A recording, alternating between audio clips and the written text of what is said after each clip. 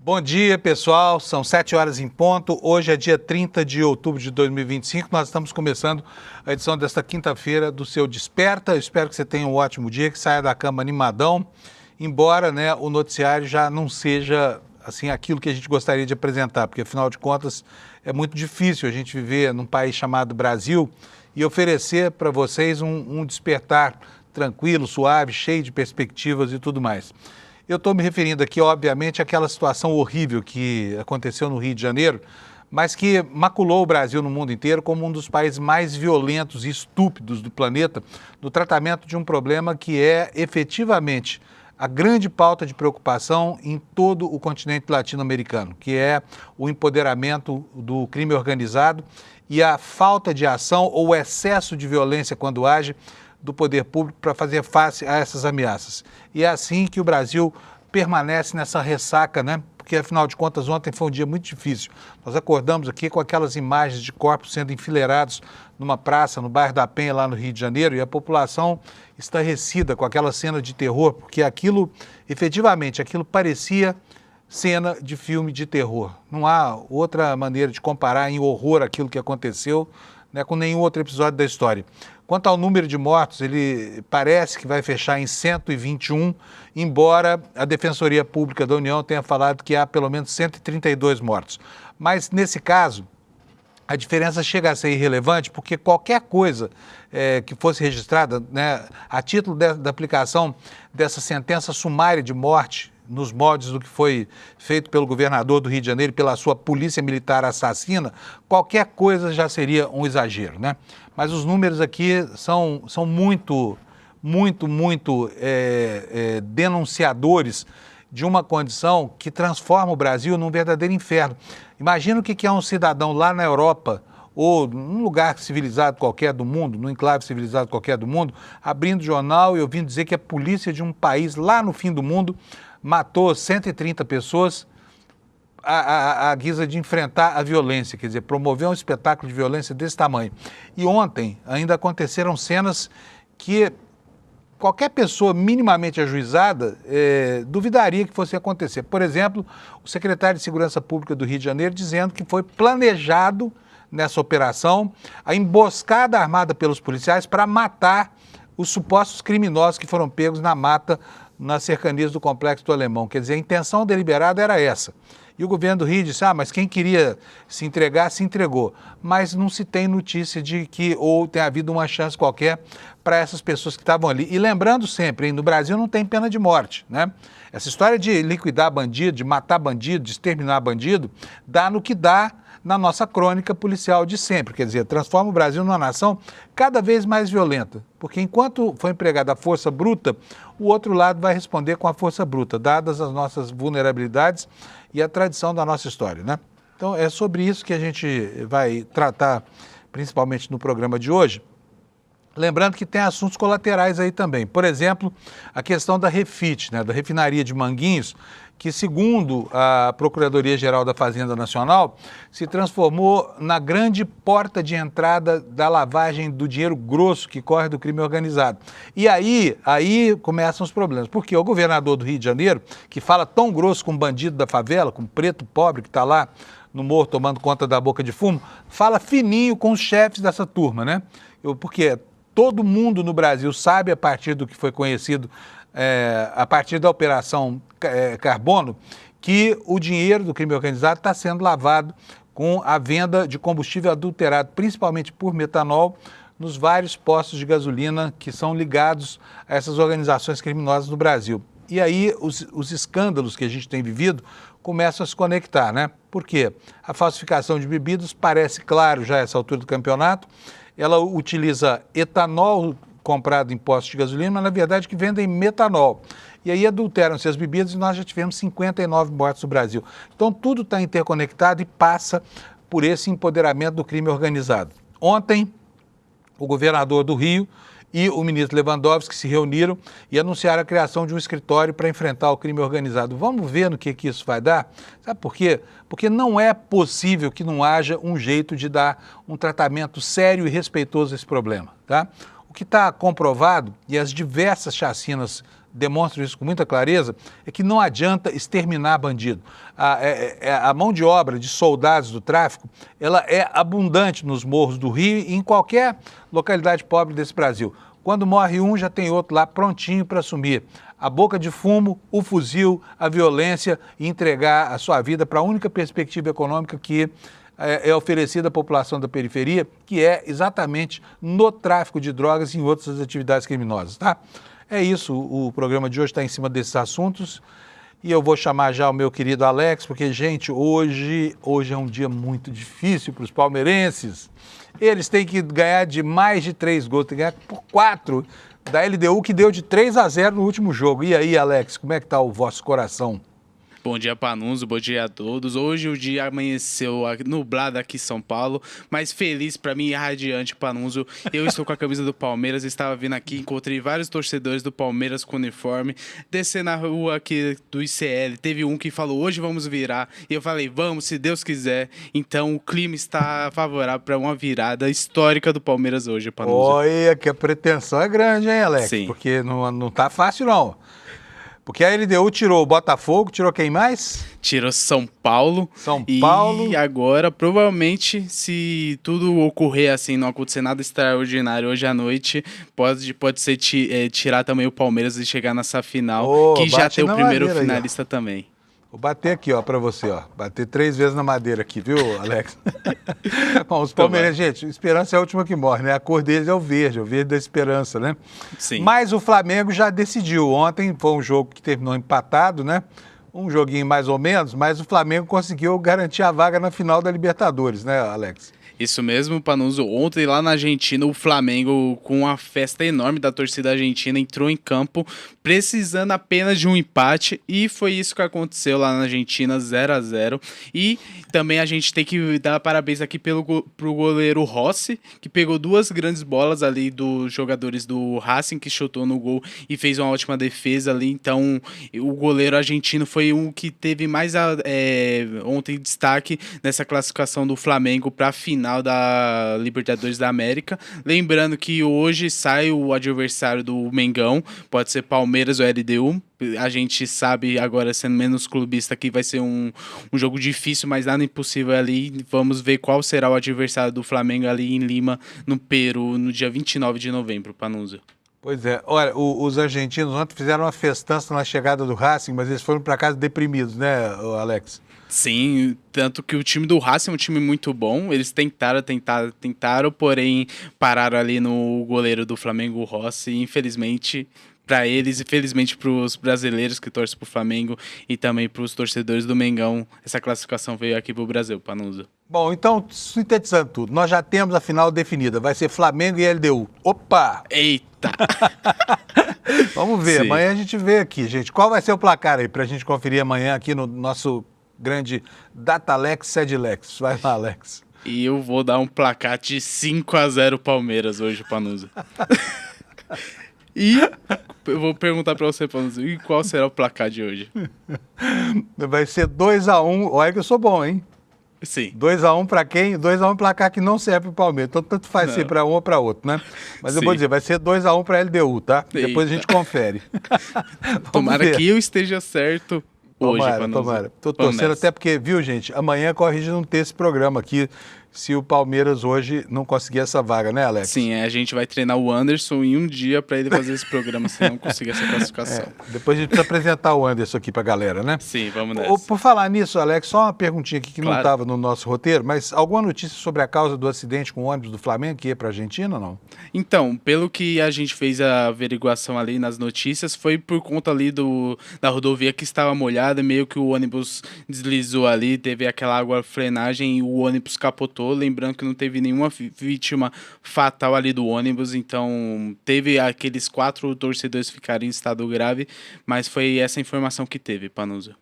Beleza, maravilha. Vamos tocar Vamos então? nessa. Bora. Vamos nessa, começar o programa aqui, que o pessoal está esperando as notícias frescas. Gente, seguinte, meteorologia, tá? Chuva aqui em São Paulo, chuva leve hoje de manhã, atrapalhou de novo a minha bicicletada até o trabalho. E está chovendo, né, onde precisa no Brasil, que é a região em que é feito o cultivo da próxima safra, que já está em pleno plantio, né? Afinal de contas, nós já estamos hoje no penúltimo dia do mês de outubro, né? E, enfim, o ano quase chegando ao fim. Então já começou o plantio, o plantio em alguns lugares, inclusive, já está até completo. Vamos para o mapa da meteorologia que você está vendo aí. Toda essa faixa amarela aqui tem alertas de chuva, né? Aqui onde você está vendo alaranjada é chuva com mais intensidade. Onde é que é isso aqui? Litoral de São Paulo e do Rio, uma região que pega aqui, inclusive, as regiões metropolitanas de São Paulo e do Rio, né? E também no sul de Minas Gerais está prevista aí tempestade. Então, que se acautelem aí as pessoas que moram, toda essa faixa aqui que vem lá desde Roraima, passando pelo Acre e chega até o litoral de Vitória. Tudo isso aí com alertas de temporal, principalmente aqui no sul do Amazonas e nessa faixa litorânea que eu falei. Para compensar, o semiárido brasileiro está muito, muito seco e temos aqui um alerta de baixa umidade cravado sobre o norte da Bahia, na fronteira com o Piauí e toda aquela região do sertão do Cariri, dos sertões centrais do semiárido brasileiro, né? No litoral do Maranhão, do Ceará e do Rio Grande do Norte, alerta de ventos costeiros, então embarcações e atividades na beira da praia ou dentro da água, como surf, por exemplo, que quem gosta, que pratica, que se acautele, tá bom? E agora vamos ver aqui as temperaturas. Hoje está um pouco mais frio aqui em São Paulo, vamos ver aqui no sul do país.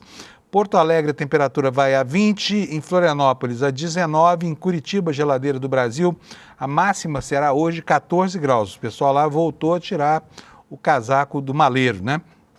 Em São Paulo a máxima será de 22. Engraçado, hoje a minha Alexa disse que a máxima seria de 17, mas como nós já estamos muito perto de 17 graus aqui de temperatura, estranhei um bocado essa previsão. Mas aqui no INEMET está 22 graus de temperatura. No Rio de Janeiro a máxima será de 25 e em Vitória 28 graus. Em Belo Horizonte vai ter muitas nuvens, 30 graus de temperatura, dia quente por lá. Em Campo Grande, temperatura máxima também de 30, com madrugada de 16 graus fresquinha. Em Goiânia a temperatura chega a 32 graus e em Brasília também 32 graus. Dia quente, portanto, aqui nessa parte do centro-oeste, sem perspectiva de chuva, tá? Para quem gosta de chuva lá em Brasília, não vai chover de novo, é a previsão do INMET. Em Cuiabá nós teremos 30 graus Celsius de temperatura, em Porto Velho 29, em Rio Branco 29, Manaus 35 graus, Boa Vista 34, Macapá 34, Belém 35, São Luís do Maranhão também 35, Piauí 39. Não espanta ninguém isso aqui, essa temperatura lá. Fortaleza, céu claro, 31 graus, e aí nas capitais do Nordeste, nuvens, temperaturas aí de 30 graus, 31 graus em Maceió, em Aracaju e Salvador também 30 graus, tá bom? Faltou Palmas, né? Palmas, 38 graus, quente pra caramba lá em Palmas também. Beleza? Essa é a meteorologia para hoje. Vamos agora, então, às informações na capa do ICL Notícias, onde está a síntese do noticiário no Brasil. Começamos aqui com as informações sobre aquela mega chacina que a imprensa está chamando de mega operação. Aliás, vocês viram ontem o Jornal Nacional? Sabe, eu vi e não gostei. Achei uma cobertura praticamente laudatória disso que aconteceu lá no Rio de Janeiro, sem nenhuma crítica, e ao final dela parece que foi uma grande vitória dos Cavaleiros do Apocalipse, lá Cláudio Castro e Companhia Limitada, com a apresentação de explicações de natureza técnica que, na verdade, colocam um manto sobre a verdadeira motivação, não é?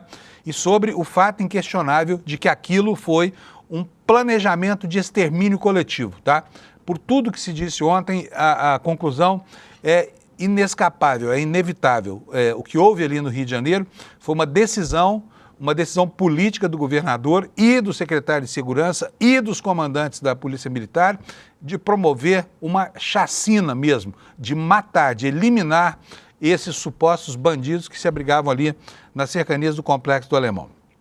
Mas vamos para as notícias aqui, depois a gente faz os comentários. Então, a primeira manchete: o governo Cláudio Castro foi à justiça para liberar uma refinaria suspeita de ligação com o narcotráfico. Esse assunto é super importante. Ontem o Haddad repercutiu e hoje nós vamos falar bastante sobre isso aqui. Sobre a repercussão nas redes, informa aqui o nosso site que a maioria desaprovou essa mega chacina e culpou o Castro, governador do Rio de Janeiro, pela crise na segurança. E a informação no fim do dia de que o governo federal e o governo do Rio se entenderam e decidiram fazer um escritório para dar combate ao crime organizado. Aí você pergunta assim, tá bom, mas e daí? Porque toda vez que o governo está encantoado, qualquer governo, tá? Governo do Rio, governo do Brasil, governo lá de Uberlândia, né?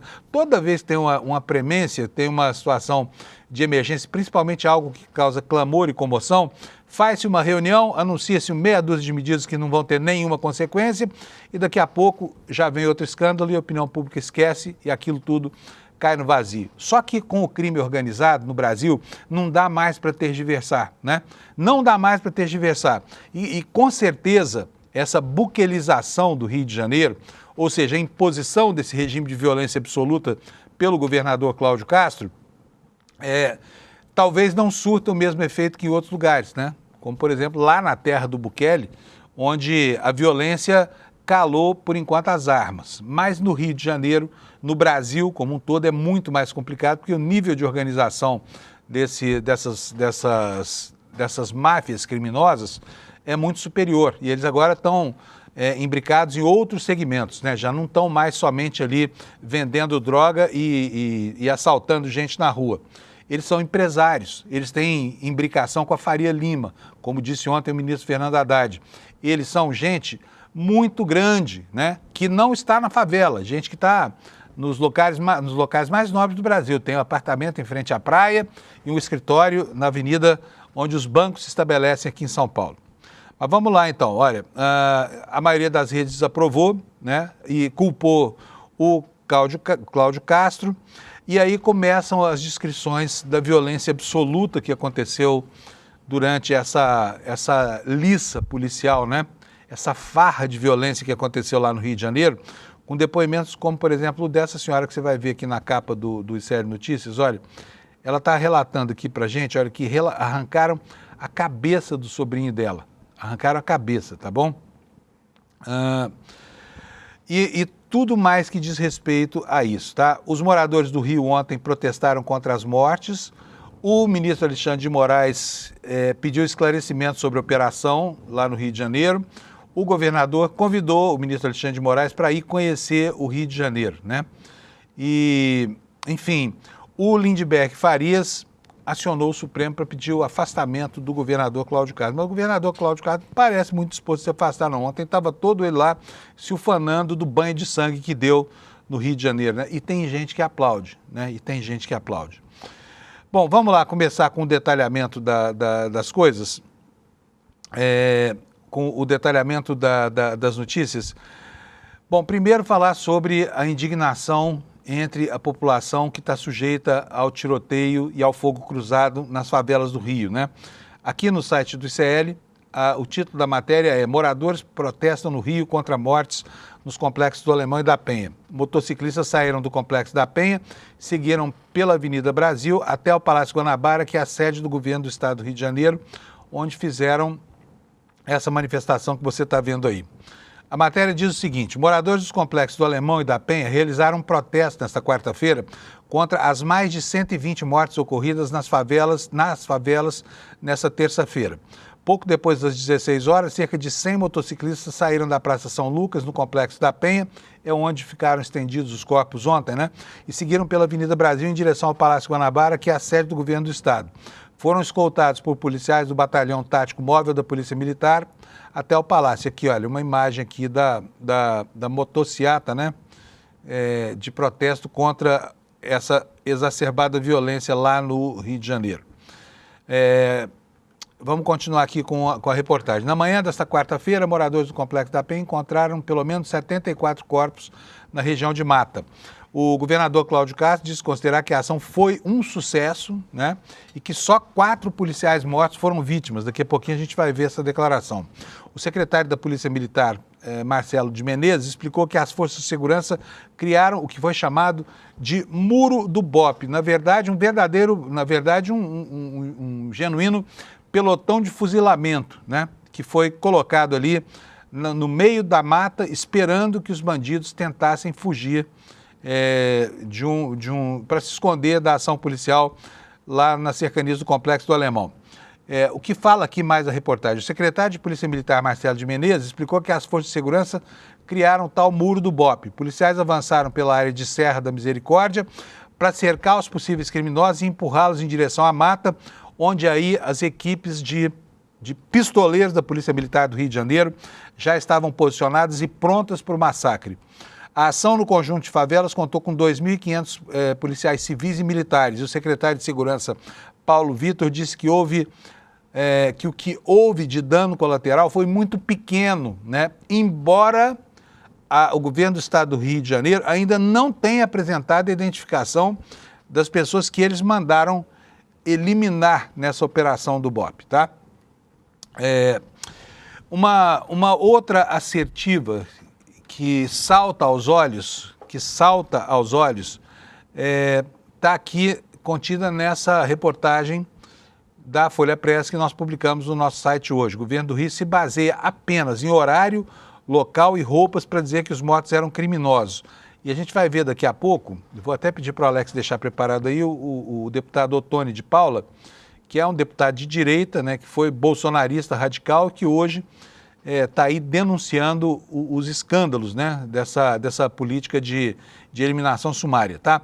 Mas vamos aqui para essa reportagem aqui. O secretário de Segurança Pública do Rio de Janeiro, Vitor Santos, que o Lula Costa Pinto chama de Eichmann do Cláudio Castro, afirmou na quarta-feira que, na ausência de perícias, as autoridades utilizam todo o contexto para afirmar que os 115 civis mortos eram envolvidos com tráfico de drogas no Complexo do Alemão e no Complexo da Penha, na operação desta terça-feira. Segundo Santos, o governo se baseia em informações como o horário em que ocorreram as mortes, os locais onde as pessoas estavam e as roupas que elas usavam para chegar a essa conclusão. No total foram 119 mortos, sendo 4 policiais. O que disse esse secretário? A base para dizer que os 115 mortos são criminosos. Claro que a gente vai fazer a pesquisa, mas não é um fato se eventualmente algum deles não tiver antecedentes criminais, se tornar vítima ou inocente. A história do Rio de Janeiro já mostrou que criminosos, apesar da vasta vida criminosa, não tem antecedentes, né? Então, quer dizer, o cara supõe que o sujeito, porque é preto, está num local de alta incidência de crimes e está na mira dos fuzis da Polícia Militar, então ele é bandido e merece morrer, tá?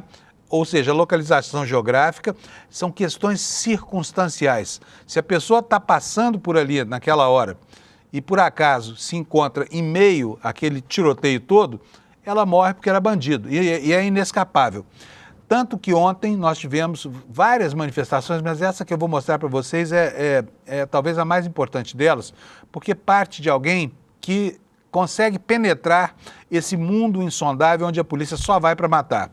É o pastor Ottoni de Paula, né? Ex-bolsonarista que agora está muito mais próximo do campo progressista, embora se declare de direita, e fez uma anotação muito importante ontem que nós vamos ver nessa fala registrada que o Alex vai mostrar para a gente. Roda o VT, por favor, Alex. Quem está falando aqui é pastor, e não é pastor progressista, não. Só de gente, de filho de gente da igreja. Eu sei que morreram 4 ontem.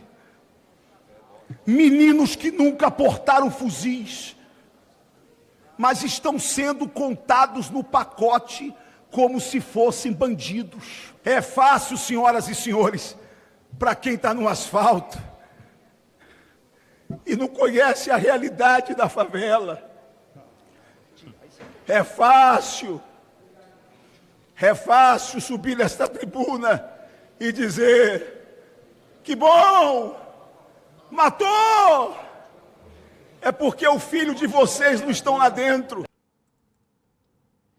Eu vou mudar aqui a ordem dos VTs, Alex, vou pedir para botar o VT do André Fernandes, porque enquanto você tem alguns candidatos mesmo do campo da direita lamentando, como é o caso do Ottoni de Paula, tem outros comemorando e desejando um verdadeiro holocausto. Eu fiquei estarrecido de ver ontem as declarações do André Fernandes, né?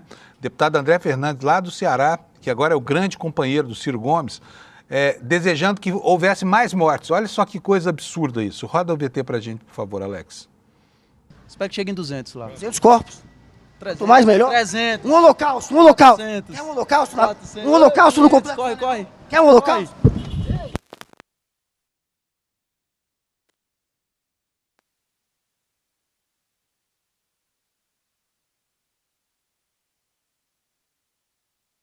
André Fernandes, gente, ele disse que bandido bom é bandido morto. O sujeito arrancou meu microfone, eu até tentei segurar, tá marcado meu dedo, e roubou meu mic. Se bandido bom, bandido morto, esse ladrãozinho de mic, o que a gente faz com ele? Olha o resultado. Olha o resultado, gente. Olha o resultado. O sujeito roubou o microfone do ICL. E assim termina a nossa matéria por hoje. Espero que ele devolva. Ladrãozinho de mic, bandido bom, bandido morto. Então se liga, hein? Cuidado. Informação de última hora, encontramos o mic. André Fernandes jogou no meio da saída aqui, a, sei lá, 40, 50 metros. Cadê o mic aqui? Raspa Caneco jogou o mic. Tá aqui, gente, arrebentado. Como eu falei, ele arrancou o fio e ele jogou a mais ou menos, dá uma olhada, a uns 50 metros de distância da entrada da chapelaria. Mais de 50, dá uns 100 metros aqui. Então, pelo menos recuperamos o mic depois dessa cena grotesca desse deputado do PL perdendo a linha. Falou um absurdo e depois cometeu um absurdo pegando meu mic. E assim a gente termina essa matéria com o mic estragado. Mas estragado mesmo tá a imagem desse deputado. Agora, o prejuízo do microfone é pequeno diante do prejuízo que gente como esse lixo desse André Fernandes, com que ele faz ao Brasil, né? Um sujeito que é pernicioso. Como assim desejar 200, 300 mortos? Que absurdo. Qual é o valor que esse cara dá à vida de quem quer que seja, né? Um engravatadinho, um Mauricinho que está lá. O estado dele está caindo aos pedaços também, graças à ação de gente como ele, Capitão Wagner, Ciro Gomes, essa direita velha e a nova direita lá no Ceará, entendeu? Que só pensam nisso, gente. É incrível, né? Como a direita brasileira tem zero apreço pela vida humana. Felizmente nós temos o campo progressista aqui para contrabalancear. E alguém mais lúcido um pouco, como o Otônio de Paula lá na direita. Mas vamos ver agora um pouco dessa lucidez aqui, até para a gente se desintoxicar desse tipo de comportamento aí. Vamos ver o que disse o Glauber Braga, né, parlamentar lá do Rio de Janeiro, sobre esse espetáculo de selvageria e violência patrocinado pelo governador Cláudio Castro. Roda para mim, por favor, Alex. Mais perigoso do estado do Rio de Janeiro está solto. Está dando entrevista e está sentado na cadeira de governador no Palácio Guanabara. Assassino em série, frio, calculista, que está fazendo isso para tentar garantir uma cadeira de senador, onde ele possa se blindar do conjunto de casos de corrupção envolvendo a sua administração. Pois é, né? Bom, o assunto crime organizado ontem permeou todas as manifestações lá em Brasília, tá? E nós tivemos, por exemplo, além de responsáveis diretos por isso, nós tivemos gente qualificada como o ministro Fernando Haddad, que está tentando explicar ao país como é que é a relação entre crime autorizado e autoridades, uma relação que abusa da disfarçatez, né? Por exemplo, vamos pegar o Cláudio Castro mesmo, o grande assassino de pretos e pobres lá no Complexo do Alemão, supostamente bandidos que ameaçam a segurança do cidadão do Rio de Janeiro. O Cláudio Castro é muito bom para falar grosso com a força do fuzil dos seus cães adestrados da Polícia Militar contra esses criminosos que estão lá de pendurados nos morros. Só que quando o assunto é lavagem de dinheiro do crime organizado, não só se cala, como ainda ajuda, tá? Ajuda. Vocês sabem que a Refit, que é a refinaria de Manguinhos, está aí na mira da Procuradoria-Geral da Fazenda Nacional, da Polícia Federal e tudo mais. Por quê? Porque, ao que se sabe, ao que a Operação Carbono revelou, essa refinaria é o local por onde entra a matéria-prima para adulteração de combustíveis no Brasil, que é o metanol. Metanol que está aí matando gente por causa de bebida adulterada, né? E a Refit foi fechada por uma decisão do governo federal, decisão da Justiça Federal, pautada essa decisão numa iniciativa da Procuradoria da Fazenda, e o governador Cláudio Castro falou, não pode fechar, o Rio vai perder a arrecadação, e tentou reabrir, né? Conseguiu, mas o STJ, felizmente, o presidente do STJ, o ministro Herman Benjamin, mandou fechar de novo, né, porque nesta altura do campeonato permitir que a branqueadora de dinheiro do crime organizado continue operando é, no mínimo, um espetáculo de disfarçatez e cinismo, né? E ontem o Haddad falou sobre isso, sobre a iniciativa do Estado do Rio de Janeiro de ir à justiça para tentar reabrir essa que é a fabriquinha de dinheiro legalizado do crime organizado. Vou pedir para o Alex posicionar o Haddad 2, né, o vídeo em que o Haddad fala sobre a relação estranhíssima do governador matador do Rio de Janeiro e a refinaria do crime organizado. Roda para nós, por favor. Nós, pessoalmente, aqui da Fazenda, estamos atuando forte no Rio de Janeiro contra o crime organizado, na minha opinião, da maneira mais eficaz, né? Que é a questão dos combustíveis, né? Vocês estão acompanhando. Nós apreendemos 4 navios. Está uma guerra jurídica em torno da liberação ou não dessas mercadorias. E eu penso que o governador deveria nos ajudar em relação a isso. O governo do Estado do Rio tem feito praticamente nada em relação ao contrabando de combustível, que é como você irriga o crime organizado. Por isso que é tão importante a PEC da segurança pública, que ela impõe a todos, governadores, presidente da República, Receita, Polícia Federal, Ministério Público Estadual, Ministério Federal, uma integração. Porque assim nós vamos conseguir combater o crime organizado. Pois é. É uma operação que não produziu nenhum morto, mas produziu muito resultado, que foi a Operação Carbono, descobre o papel dessa refinaria. Aí vai lá o governador Cláudio Castro, um matador de bandidos, e fala, não, precisa reabrir, né? Como se não tivesse importância nenhuma. Em uma outra oportunidade, o ministro Haddad voltou a falar sobre a estratégia que ele acha, que ele considera que deveria ser adotada para tentar debelar ou mitigar o crime organizado, né? Que é sufocar o dinheiro do crime organizado. Nós vamos ver agora. Nós entendemos que asfixiar o crime organizado passa por uma atividade de inteligência para chegar aos verdadeiros mandantes e orquestradores, né, da atividade criminosa, que obviamente estão em lugares protegidos, estão fora do alcance, muitas vezes, da Polícia Militar, às vezes da Polícia Federal, que atuam nas sombras, mas nós estamos dando um passo hoje muito importante nessa direção. E nós temos que operar para asfixiar o que irriga o crime organizado, o que abastece o crime organizado de recursos para compra de armamentos, para aliciamento da juventude, uma série de práticas conhecidas que não serão interrompidas se não se fizer o trabalho no andar de cima. Nós temos que agir no andar de cima também. E para isso nós precisamos da colaboração federativa. Não pode a Receita Federal, a Polícia Federal, a Procuradoria-Geral da Fazenda Nacional agir numa direção e um governo estadual na direção contrária. Pois é, um governo estadual que ele nominou, né? Depois nominou lá que é o governo Cláudio Castro, né? Atrapalhando o trabalho feito, né, nessa operação super responsável que foi a Operação Carbono. Sem um tiro, ela calou fundo no crime organizado, porque foi lá no coração da organização financeira ultra complexa, né?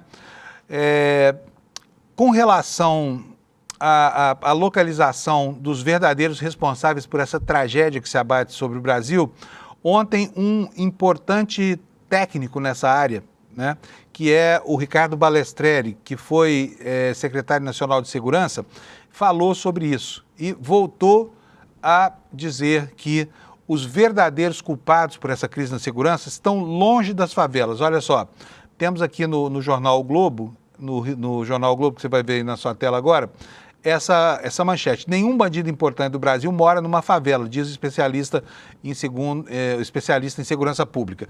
Ricardo Balestreri, que tem atuação federal e estadual na área, critica a lógica de combate em operação contra o crime organizado e alerta que facções estão cada vez mais ricas e infiltradas nas instituições. Vamos ver o que ele diz aqui. O ex-secretário nacional de Segurança Pública, com atuação também nos governos de Goiás e do Pará, Ricardo Balestreri, reconhece que as facções exercem um poder tirânico sobre largas porções do território do Rio e que não se pode permitir o domínio desses bandidos, exercido com armas longas, que foram apreendidos na operação. 91 fuzis foram retirados de circulação, retirados das mãos dos bandidos nessa operação. Para o pesquisador, porém, o poder público vem se escorando somente numa lógica de combate, sem dar sequência a iniciativas que poderiam levar à retomada efetiva dos territórios. Balestreri enfatiza que combater o crime organizado apenas na favela é enganar a população. Segundo ele, a Operação Carbono Oculto mostrou a arrecadação bilionária em setores formais da economia e ele dá aqui uma série de sugestões para a adoção de uma estratégia mais inteligente de combate ao crime organizado do que o emprego da força bruta, da estupidez e da violência, como fez o governador do Rio de Janeiro.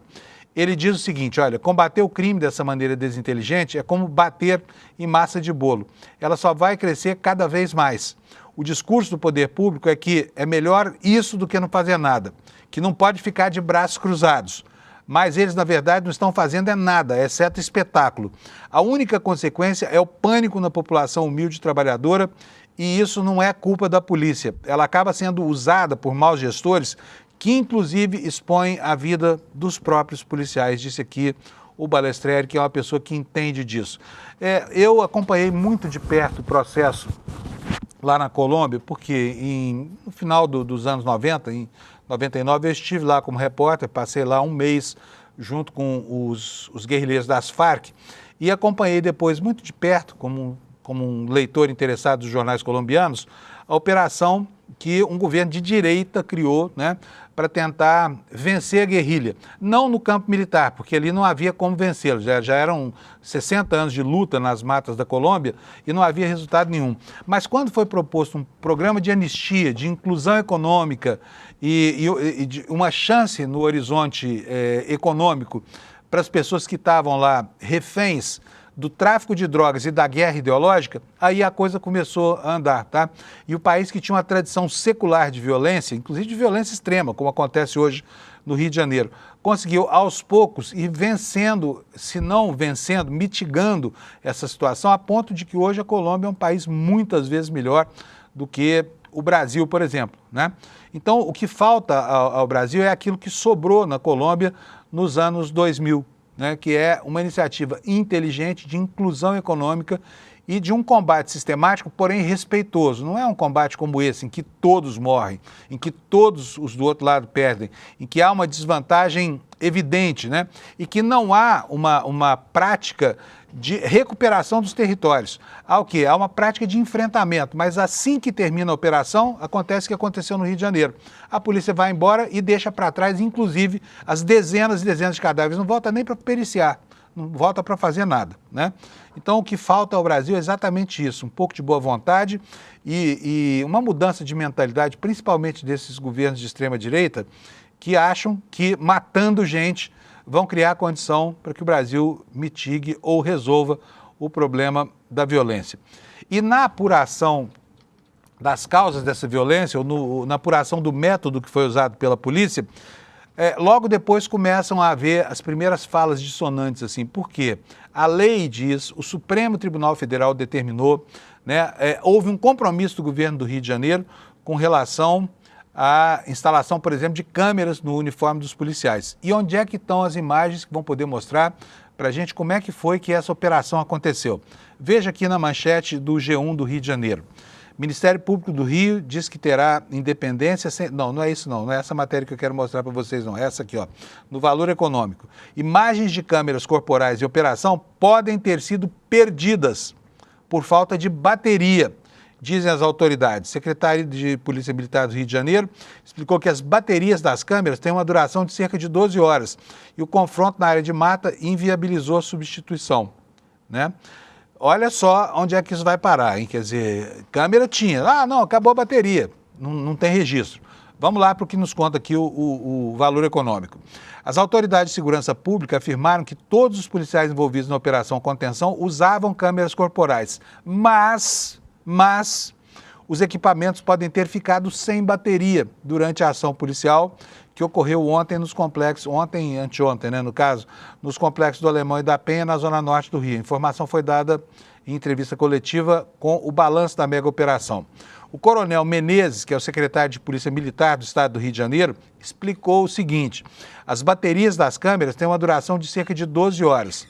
Ele detalhou que com a preparação da tropa, que começou às 3 horas da manhã, e a incursão, que começou às 5 horas, a longa duração da operação e o confronto na área de mata inviabilizaram a substituição das baterias e o registro das imagens pode ter sido interrompido em algum momento. O que foi que ele disse aqui numa declaração, entre aspas? Certamente, em algum momento, as baterias perderam a carga. Em algum momento, essas imagens podem ter sido interrompidas. Haja vista que não houve oportunidade de chegar a esses policiais. O forte confronto impediu que essas baterias fossem substituídas, disse ele. O valor ressalta que o uso de câmeras corporais em operações policiais é um ponto central da famosa ADPF das favelas, né? A ADPF 635. O texto estabelece diversas condições para a realização dessas operações policiais em comunidades, visando a redução da letalidade e o aumento da transparência. O uso das câmeras é visto como uma medida essencial nesse conjunto de obrigações. Menezes negou que a ausência das imagens possa comprometer o resultado da operação. Segundo ele, a polícia está aberta a fornecer os dados solicitados de forma transparente. Mas que diabo de transparência é essa que nega a existência das imagens? Que desde o primeiro momento já coloca um impedimento para isso, né? Que desde da primeira cobrança fala, não, acabou a bateria. As baterias são uma porcaria, as câmeras são ótimas, os policiais também, mas a bateria não dura nada. Por quê? Queremos ver, infelizmente a bateria acabou. Bom, perguntado sobre o que pode ser melhorado na questão das câmeras corporais para as próximas operações, o secretário afirmou que tudo ainda é muito prematuro. Segundo ele, a ordem imediata do governador do Rio de Janeiro é restabelecer a ordem na cidade. A determinação do governador é que a gente esteja nas ruas de maneira ostensiva para transmitir paz e tranquilidade para a população, né, desde que não tenha registro das arbitrariedades nas imagens das câmeras corporais, né? O secretário da Polícia Civil do Rio de Janeiro, Felipe Cury, também reconheceu a possibilidade de que as câmeras tenham ficado sem bateria e de que parte das ações não tenha sido registrada. Nos próximos dias, a gente vai saber exatamente que parte das ações que é essa. Provavelmente está lá, registrado todo momento que os policiais tomam o café da manhã, embarcam nos veículos, chegam à comunidade, aí acaba a bateria. Aí não aconteceu mais nada, né?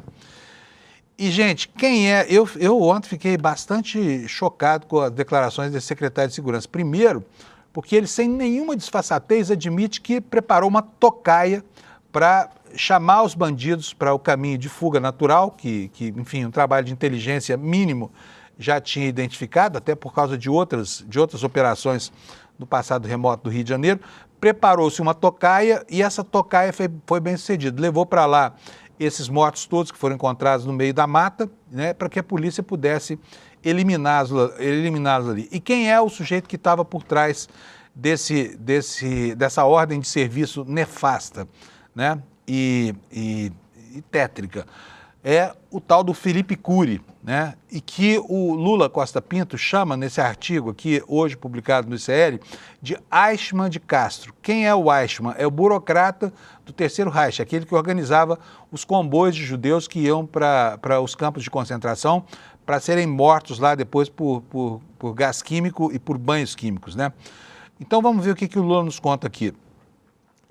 Ele conta o seguinte, ele começa relatando como é que foi o dia do secretário, né? O delegado Felipe Cury, o secretário de Polícia Civil, tratou de fazer a careca, ilustrá-la para a ocasião, escolheu uma gravata neutra que combinasse com cinza, checou-se o vídeo curto com números consolidados, escondendo a versão dele para a chacina do dia anterior, estava de acordo com a encomenda feita aos assessores, achou que estava. Sentiu-se, enfim, apto para brilhar da forma como sempre quis no púlpito da cidade da polícia. Foi Felipe Cury, nos conta aqui o Lula, Mais do que o governador Cláudio Castro, com suas frases claudicantes e sua gagueira nervosa, quem encarnou a face explícita de todo o mal que a extrema-direita quer projetar para si a partir da mais violenta e sangrenta operação policial de toda a história cruel e mortal do Estado. O secretário de Polícia Civil do Rio de Janeiro estabeleceu para si mesmo a meta de emergir do mar de sangue que tomou conta do Complexo do Alemão e das zonas oeste e noroeste da capital carioca como a face das estratégias malévolas daquela trupe de aéticos e anticristos que governa o Estado do Rio de Janeiro. O Lula não poupou o elogio. Vocês viram ele ontem que ele estava indignado com essa história toda, né? Ele nos diz aqui também, olha, a ausência de valores humanos, de respeito aos princípios éticos da civilidade foi a marca de Adolf Eichmann, o tenente-coronel da SS de Hitler, que encaminhou a tal solução final, o Holocausto. O brilho da calva de Felipe Cury na entrevista coletiva dos defensores da morte nesta quarta-feira no Rio conferiu ao delegado a dimensão de Eichmann numa escala evidente do tamanho da periferia carioca e para a turma destrambelhada do bufão Cláudio Castro. Olha, agora, o Eichmann, diante do Tribunal de Nuremberg, se apresentou como um cumpridor de ordens e um sujeito que estava ali apenas fazendo o que o seu papel burocraticamente determinava. Já esse secretário não, ele se ufana das mortes que provocou, né? Ele fala disso com gosto, exala aquele bafo de sangue, mas com prazer, né? Com um prazer inaudito, um prazer sádico aqui. E é muito boa a comparação do Lula. Depois, se você quiser, leia a matéria do Lula, o artigo do Lula, que está aqui no iclnoticias.com.br. Outro que chama a atenção pela falta de sensibilidade é o próprio Cláudio Castro, né? E a Juliana Dalpiva está nos contando aqui que ele, né, fez ontem uma manifestação estarrecedora. Diz que morreram só 4 inocentes, né? E embora a polícia dele, como bem ressalta aí a manchete da matéria da Juliana, não tenha ainda oferecido a identificação de absolutamente ninguém. O que ela nos conta aqui no site hoje? Que após a mega chacina lá no Rio de Janeiro, o governador Cláudio Castro afirmou que entre os 119 mortos, apenas os 4 policiais eram inocentes. No entanto, em uma coletiva de imprensa, o secretário Vitor Santos admitiu que até o momento não foram feitas identificações dos cadáveres que estão no Instituto Médico Legal. Além disso, ele e a equipe reconheceram que não verificaram quem entre os mortos tinha mandado de prisão ou qualquer antecedente criminal relacionado à operação realizada nessa quinta-feira. Questionado sobre a base de informação para dizer que todos os mortos eram criminosos, com exceção dos policiais, o secretário afirmou o seguinte: todo o planejamento foi feito para retirar o conflito da área edificada da comunidade. É a isso aqui que eu me refiro como uma cama de gato armada pela Polícia do Rio para eliminar, para exterminar essa gente toda, tá? Prossegue. Lá sim há uma grande quantidade de pessoas inocentes que moram e residem na comunidade. Quando você retira isso, você diminui a chance de ter alguém na área de mata até por conta do horário. Dificilmente quem trabalha vai estar ali. Olha só os indícios de que as pessoas que esses caras mataram mereciam morrer para eles. Dificilmente quem trabalha vai estar ali numa floresta fechada, a não ser que esteja a serviço da organização criminosa que domina aquele território. Por isso, essa é a base para dizer que os 115 mortos são criminosos, ou seja, não apresentou um dado concreto, mas meteu bala, mandou matar, né? Não sabe quem é. Não, mas está vestido lá com a roupa camuflada. Mata. Não, mas estava na área de mata. Mata. Não, mas é preto e mora na favela. Mata. É esse o raciocínio que preside essa ação. Uma ação que, aliás, deixou o próprio presidente Lula indignado. O ministro Lewandowski usou a expressão estarrecido. E é essa manifestação que a gente vai ver agora na fala do ministro Lewandowski, sabe, sobre a reação do presidente da República. Roda para nós, por favor, Alex. O presidente ficou estarrecido com o número de ocorrências fatais que se registraram no Rio de Janeiro. Também, de certa maneira, se mostrou surpreso que uma operação desta envergadura fosse desencadeada sem o conhecimento do governo federal, sem nenhuma possibilidade do governo federal poder, de alguma forma, participar com os recursos que tem, sobretudo com informações, sobretudo com apoio logístico. Bom, do lado dele aí, vocês viram que estava o diretor da Polícia Federal, que ontem disse que a Polícia Federal do Rio de Janeiro foi contatada pelas forças de segurança locais, sondando a PF sobre a oportunidade de participar dessa operação.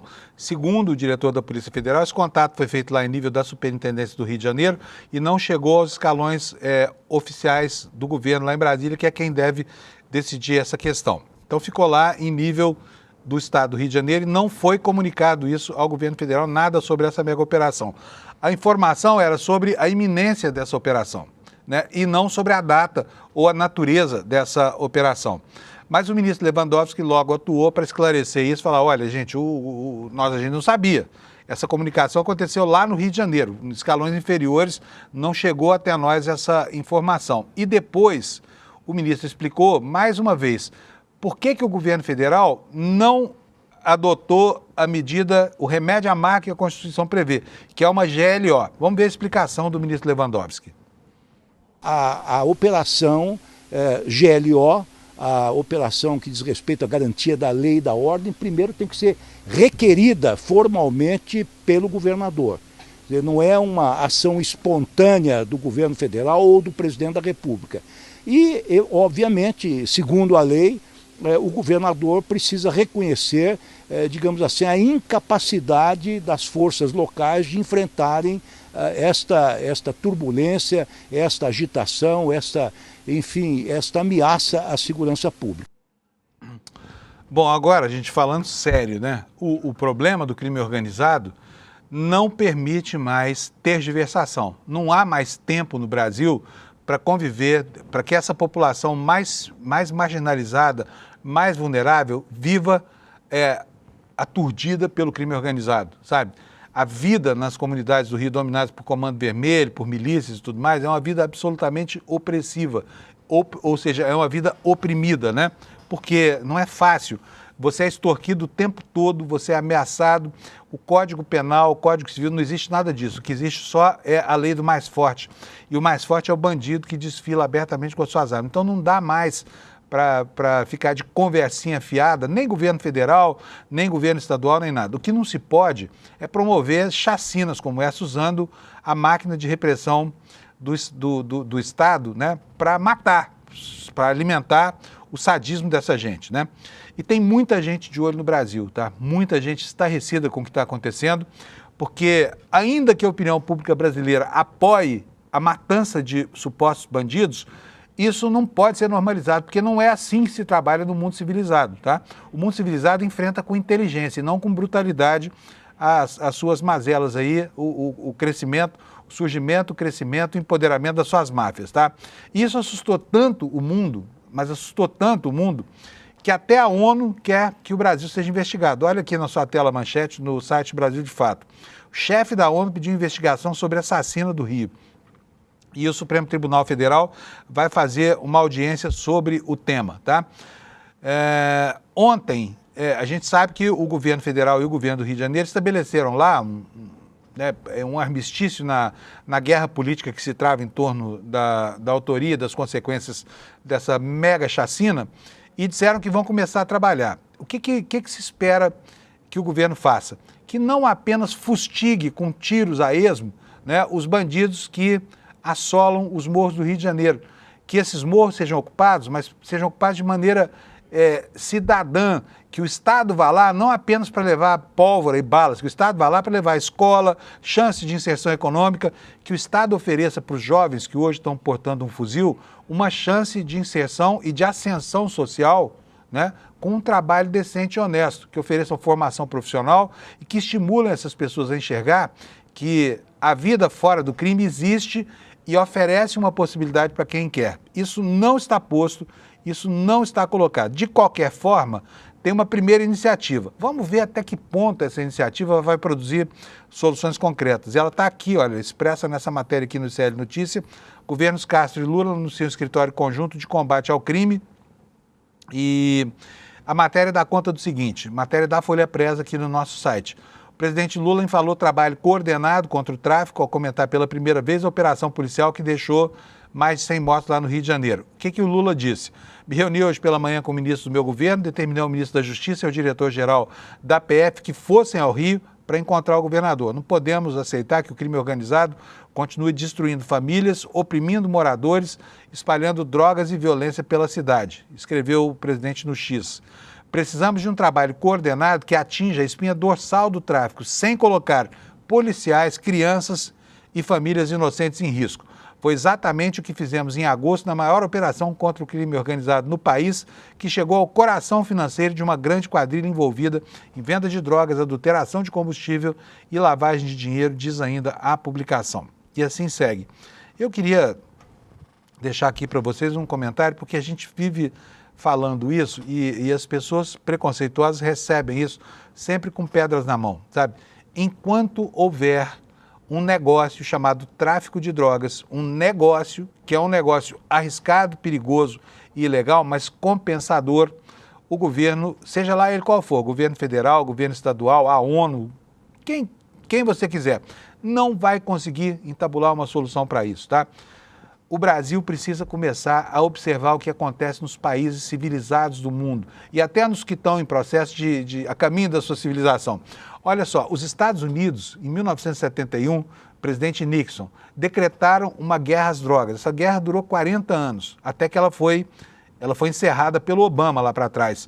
E alguns estados americanos que têm autonomia sobre a legislação penal, inclusive passaram a permitir o uso da maconha e de outras drogas, né? Mas de forma lícita, né? Criando, onde antes havia ocupação pelo tráfico, um negócio ocupado por empresas mesmo, empresas que são auditadas pelo governo, que pagam impostos, e inclusive pagam impostos caros para tratar das pessoas que caem adictas do uso das drogas, né? Então a solução do Brasil, enquanto o Brasil continuar encarcerando o aviãozinho, o pequeno traficante, essa coisa toda, ele está fazendo apenas o provimento de mão de obra qualificadíssima para os chefes do tráfico dentro dos presídios, tá? E não há outra solução à vista. Isso tem que ser abordado, isso tem que ser considerado. Portanto, mesmo que você considere isso uma questão polêmica, olhe para o que o mundo está fazendo com relação a isso, tá? Lembrando aqui que o negócio do tráfico de drogas é essencialmente um negócio que permite margens de lucro muito grandes para os chefes do tráfico, né? O que não acontece com outras atividades da economia. E, portanto, ele é atraente para uma legião de jovens que, onde estão, não tem nenhuma perspectiva de conseguir um bom trabalho, um bom emprego, ascensão social. Muito mais no momento do processo de comunicação social, em que o desejo pelo consumo é quase que uma adicção, tá bom? É quase que um vício para esses jovens que estão lá na periferia, né, de onde está o exército de reserva de soldados do tráfico de drogas. Tem que encerrar o programa, só quero lembrar para vocês que hoje vai acontecer um evento super importante aqui no ICL, é a aula do nosso grande Gessé Souza, está aqui no meu telão, a aula que se chama A Grande Mentira do Capitalismo, tá? Baseado aqui no último livro do Gessé, que é um intelectual espetacular, e hoje, para todo mundo, ele vai explicar como é que o capitalismo transforma cidadãos em meros consumidores e os trata dessa forma, como alguém que está sempre apto a ter uma demanda qualquer, né, e a fazer algum negócio. Não perca, é hoje às 8 horas da noite. Para garantir a sua vaga, é só vir aqui no despertaicl.com.br, deixa lá seu e-mail, faz sua inscrição, é de graça, não precisa ser membro da comunidade ICL, não precisa nada. É só ir lá e assistir essa aula magna que o grande Gessé vai nos dar com a mediação do Eduardo Moreira, tá bom? Gente, bom dia para vocês, boa quinta-feira, que nós tenhamos um dia de paz aqui para tentar restaurar, né, a tristeza que foi essa semana. E amanhã, sexta-feira, a gente volta para fechar a semana com vocês, tá bom? Obrigado pela sua audiência, até amanhã. O capitalismo ilude os trabalhadores com uma promessa de sucesso, desde que eles usem a sua liberdade e criatividade para trabalhar mais e mais e mais. E esse sucesso não vem. Essa ideia não se tornou hegemônica à toa. Ela foi construída, manufaturada. Os super ricos e a imprensa que serve ao capital venderam essa ideia durante anos, 24 horas ao dia. No dia 30 de outubro, quinta-feira, 20 horas, darei uma aula magna no ICL chamada A Grande Mentira do Capitalismo, baseada no meu novo livro. Vou mostrar como o sistema ilude e engana todos os trabalhadores.